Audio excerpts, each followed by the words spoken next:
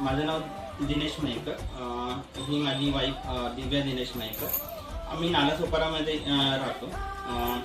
सर्वप्रथम मी थँक्यू बोलेन हसन अली सर आणि कारण त्यांनी ही ग्रेट अपॉर्च्युनिटी आम्हाला दिली.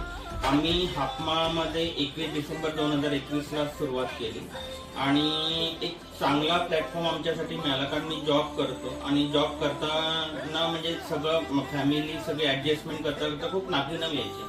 पण जेव्हापासून मला आमच्या लाईफमध्ये हापमा आला, आमच्या आयुष्यामध्ये खूप सुद्धा मोठं चेंज व्हायला चालू झालं.